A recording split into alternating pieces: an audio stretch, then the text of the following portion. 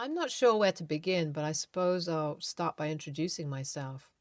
My name is Sarah, and I'm a 28-year-old woman who got married to my now husband, John, 6 months ago. John and I have known each other since high school, and we were always good friends, but we didn't start dating until a few years ago.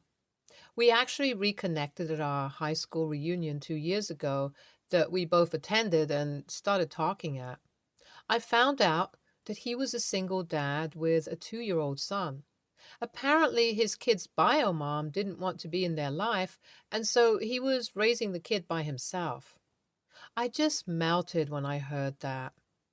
We started talking over Facebook after that and discovered that we only lived around 40 minutes away from each other. After that, we started going out sometimes and soon started dating. I met his son, and honestly, it was like love at first sight. Things got serious with John as well, and we decided to get married. Less than a year after running into each other at that fated reunion. It might seem like a bit of a hasty decision, and after what happened, I can confidently say that I regret it. But back then, it just felt like we were meant to be. I thought I had found my perfect family. One thing about John is that he has always been an adventurous guy who loves to travel and explore new places. He actually met my stepson's bio mom during one of his trips. I'm more of a homebody, but I love John and was willing to go along with his plans. Before we got married, John told me that he had planned a 2-week trip to Europe for us to take after our wedding. I was hesitant at first, but I eventually agreed, and we spent the next few months planning and preparing for the trip. We got married in a beautiful ceremony with our families and friends in attendance. It was the happiest day of my life, and I felt like everything was perfect. However, things took a turn for the worse shortly after we returned from our honeymoon. A few days after we got back home, John sat me down and told me that he had to leave for another trip. This time, it was a solo trip to South America, and he would be gone for 12 weeks.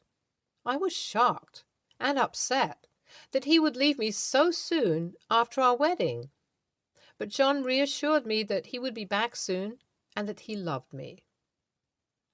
The next few weeks were tough. I was left alone with our 4-year-old son, Alex, and I had to take care of everything by myself. I was exhausted and overwhelmed, but I tried my best to be strong for my son. I missed John terribly, but I tried not to let it show. Finally, after 12 long weeks, John came back home. He was happy to see me and Alex, but I could tell that something was off. He was distant and moody, and he spent a lot of time on his phone and computer. I tried to talk to him about it, but he always brushed me off and told me that everything was fine. I tried to believe him, but couldn't shake the feeling that something was wrong.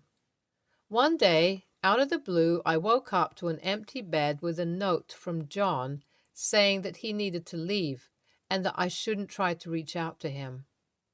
My first reaction was to run to Alex's room. I saw that he was peacefully sleeping. I was so upset. A million thoughts were running around in my head. Had he just left us again? Where was he now?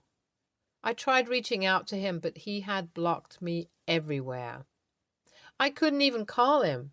I was just absolutely devastated. A week after John left, his mother showed up at our door. I was surprised to see her, but I welcomed her inside. She seemed nice initially, but as soon as we sat down to talk, she started berating me and accusing me of ruining John's life. According to her, I was a terrible wife who didn't support John's dreams and ambitions. She said that I was holding him back and that he would be better off without me. I was shocked and hurt by her words, and I tried to defend myself, but she wouldn't listen. Then she dropped the bombshell. John had told her that he was planning to leave me and that he wanted a divorce. His mother told me that John had already started the divorce proceedings and that I needed to leave the house immediately. She also told me that she would be taking Alex with her because that's what John wanted. I was devastated. I couldn't believe that John would do this to me, and I felt like my world was falling apart. But something inside me snapped. and I decided that I wasn't going to go down without a fight. I told John's mother the truth about what had happened. I told her about the 12-week trip that John had planned and how he had left me alone with Alex to go on a solo trip to South America. I told her about how he had been distant and moody since he came back and had left without notice, and I didn't even know where he was. She wouldn't believe me at first, but I showed him all the texts I had sent John while he was in South America. She went through everything and finally believed me. To say she was shocked was an understatement. She was completely horrified. She apologized to me repeatedly for being nasty to me and said that if she had any idea what was going on, she would have helped me. She then told me that she would make John pay for his actions and cut him off from the family money completely by leaving everything to Alex in a trust fund till he turns 21. She asked if I needed her to take care of Alex till we reach a solution regarding John, but I'm honestly happy to have him and see him as my son. She did offer to help financially, which I was glad to accept. Kids are expensive. This whole thing happened yesterday, and I haven't had any contact with John since then. I honestly don't know how he'll react. I've been thinking about our marriage as well, and I don't know if I still want to be married to him. I was really not expecting the overwhelming amount of support and encouragement that I've received from Reddit community. So many people share their stories and offered advice, and it really helped me to feel less alone during this difficult time. I am so grateful for all the kind words and messages. It has given me the strength to keep fighting for Alex and myself. To clarify some things, John does have a job of his own. He's a freelance writer and writes about his travels mostly. Honestly, he's pretty good, but it's not his job that pays for his lifestyle, it's his family's money. John's family has been in print media for generations. His grandfather founded a newspaper that is still quite popular, and they also have a publishing house of their own. His mom handles all the business since his dad passed away years ago when we were in college. My mother-in-law has cut him off financially and canceled all his credit cards. He hasn't reached out to me yet, but I'm sure he'll do so in no time. Alex keeps asking where Dad is, and every time I look at him, my heart just breaks. I'm just really glad to have my mother-in-law by my side. Update 2. Guess who finally showed up? My husband was absolutely furious when he realized his credit card was canceled. He was in Alaska apparently and had to ask a friend for money to fly back home. After coming back, he decided to visit my mother-in-law instead of seeing me and Alex, and she told him that she knows everything and that he wouldn't get a penny from her anymore. You can imagine how angry he was. He showed up at our place completely red with anger. We had a huge fight, and he told me I was ruining his life by feeding lies to his mom. I didn't back down either and told him if he doesn't leave, I'd call the cops. He left fuming, telling me that he'll make sure I pay for what I've done. The moment he left, I called my mother-in-law. She helped me get a protective order against my husband, and we've started the divorce process. I'm really glad Alex and I have her by our side. Things are pretty uncertain now, but I'm hopeful that something will work out for the best. Again, thanks for all your kind words. I truly appreciate them. Update 3. Wow, it's been nearly 6 months since my last update. I'm sorry for not updating you guys earlier, but so many things have been happening that this completely slipped my mind. After a long legal battle and negotiations, I am happy to say that I am now divorced from John. Many people ask me if I would try to get custody of Alex during the divorce, but honestly, that would get extremely complicated legally as he is the only biological parent, and we've barely been married for a year. Although I do have some good news for you guys. John's mother had been a tremendous help throughout the process, and she holds sole custody of Alex as his biological grandmother. Her excellent lawyers proved that John wasn't a reliable parent because he had left Alex in my care multiple times, and he didn't have a stable source of income. It was a very complicated and exhausting trial, but John's mother won in the end. She's still incredibly nice to me and tells me that I can see Alex anytime I want. Poor baby doesn't understand what's happening, but he's adjusting well to living with his grandma, and I see him practically every other day. I really couldn't have done any of this without her. John has been ordered to pay alimony and is not allowed to contact me or Alex unless it's through our lawyer. It has been a long and difficult road, but I am relieved to finally have some closure and to be able to move on with my life. Your ex-husband is a deadbeat, and I'm really glad the kid is not under his care anymore. I'm pretty sure he only married you so that he has someone to care for his son 24/7 in the first place. You're quite lucky to have your mother-in-law by your side. Some people don't deserve to be parents. You have handled this situation quite well, OP. I honestly don't know what I would have done in your situation. I'm glad Alex is in a safe home now and that you've managed to get rid of your pathetic husband as well. Good luck in the future. Next story. I, female, 22, have been dating my boyfriend Luca, male, 23, since my senior year of high school. For a little context, Luca is infertile and the chances of us having our kids are extremely low. I am well aware of this and it truly doesn't bother me. I have also never really wanted kids, especially at a young age. Luca and I are on the same page and we want to live our 20s free of the responsibilities kids bring. My family, on the other hand, does not agree with our ways of thinking. I'm the only child and the only one left to continue our bloodline, my dad's words. We were having dinner and the conversation over dinner was going well until my mom and grandma brought up the conversation of marriage and kids. They asked when we planned to get married and we said it wasn't our main priority.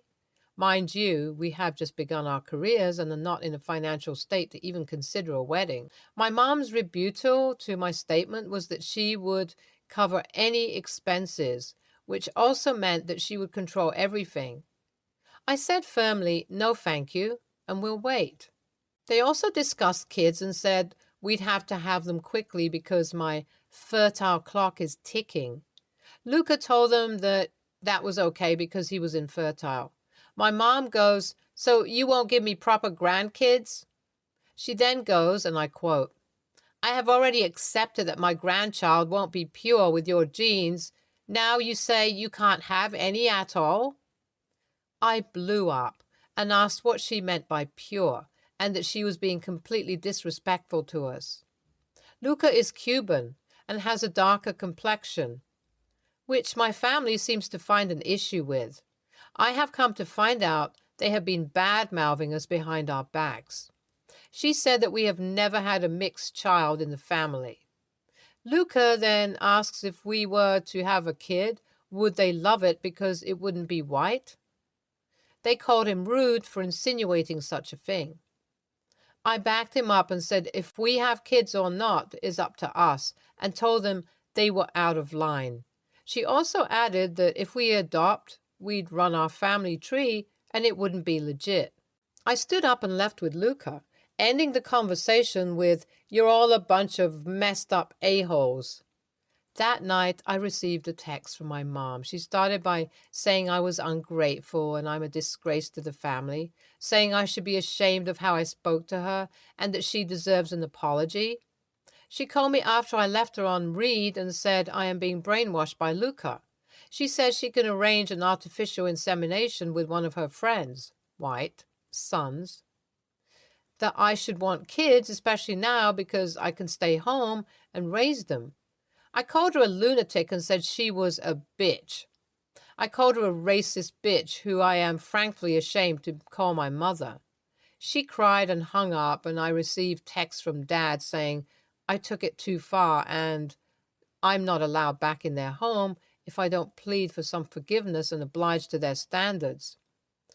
I replied, frick you, and blocked them both. So AITA? Update. First, thank you for all the supportive advice and sweet words. I showed Luca the post and he sat there reading and dying at some of the responses. He has never liked my family, to be fair, but put up with them for me. I choose him over them any day of the week.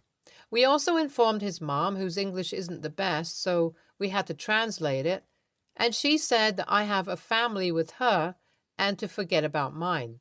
She is the true definition of a good mother and has shown me more unconditional love than my mother has in 22 years of life. She has even been teaching me Spanish and how to cook Cuban food. A light in this whole situation. I have gone completely NC with my family as of today. This incident occurred about a week ago. Luca and I have been looking for a place together, and my family will not know where that is. An update on the situation. My cousin, mom's side, who is a bitch, put nicely, seemed to have found my post and sent it to my parents and aunt. Frankly, IDGAF, because I kind of hoped they'd see the comments. They told her to tell me I was being an entitled bitch and shouldn't add fuel to the fire. They said that what they said isn't wrong in their eyes, and the comments made them cry, lol. They added to the how could I respect them when they raised me to be who I am, which is a load of BS. I'm nothing like my parents, thank God, and learned to make my own choices as a teen. I told them I never want to see them again, and if they want to apologize, they would have to get on their knees and beg for it from Luca and myself. I would also never allow them into my life unless Luca is on board as well. Not going to happen. They went back to the marriage crap and started comparing me to their friends' daughters who are housewives with good Christian husbands, raising family at my age, while I'm a whore who can't settle down. They claimed a 5-year relationship is a scam because that's enough time to get married and make a commitment. My cousin said this is why no one in the family ever liked me, because I'm the outcast. In this case, it's a compliment. My cousin is a strong conservative who believes whatever her parents tell her. As soon as I had a mind of my own, I never respected my parents' beliefs, which they hate me for. My cousin told me I was a traitor and to get out. I told her I just left hell. Don't plan on going back. IMFAO. The fact that she says she has accepted her grandchildren won't be pure and then gets offended when you call out her clear racism is fantastic. NTA at all. Yikes, definitely TA, and holy crap, is the racist as hell. Well, never understand the crazy obsession with bloodlines. You aren't making an heir to the throne or something here. Please say you decide 10 to 20 years down the line you do want kids. There's absolutely nothing wrong with adoption. That kid would be every bit a part of your family. Or if you never want kids, that's okay too. Yeah, definitely blocking them might be the right decision here. Some characteristics jump a generation or so. Maybe it's a good idea if the tree stops right now. OP, it's your life. If they want grandkids, they can make new children or shut up. You are a family in 2023, not in some 1023 European castle. Next story. Not to toot my own horn, but I'd say that I'm a pretty good cook.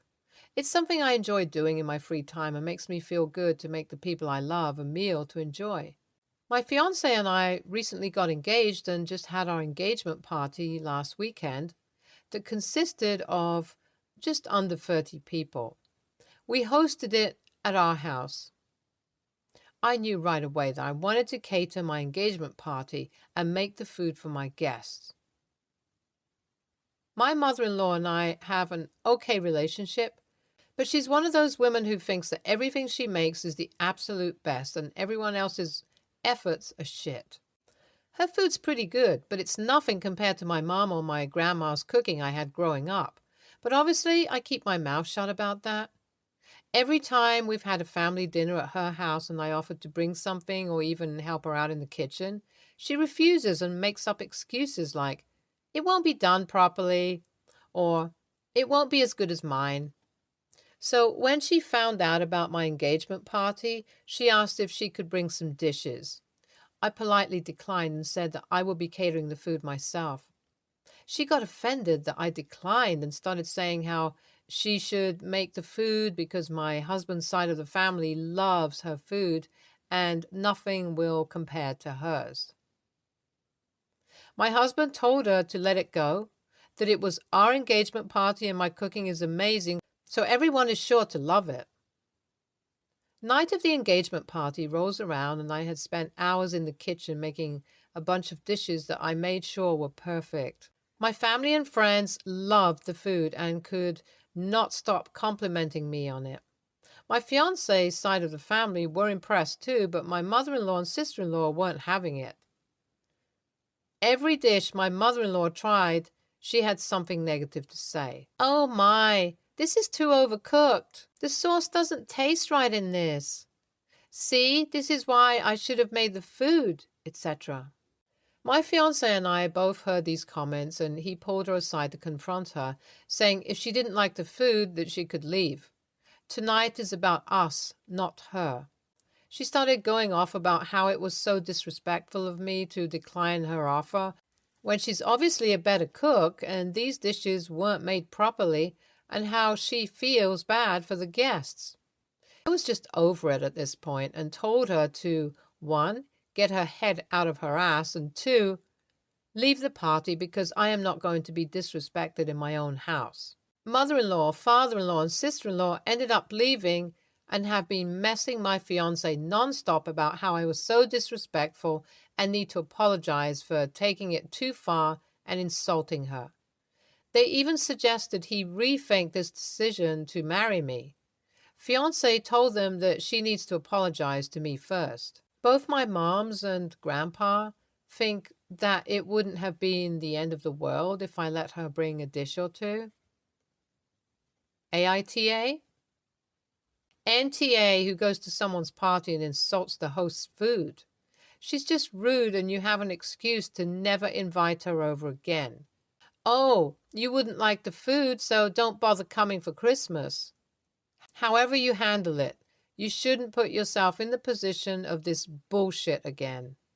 I was going to say you should have let her bring dessert or something to contribute, but obviously that would not have been enough for this woman. Good luck. I'm glad your finances are on your side. You're going to need it. NTA, I could say why not let her bring a dish or two, but they would have been the best, greatest, most beautiful dishes of all time. So no. I will also say be prepared for this mother-in-law, sister-in-law, and father-in-law, because he just can't fight it.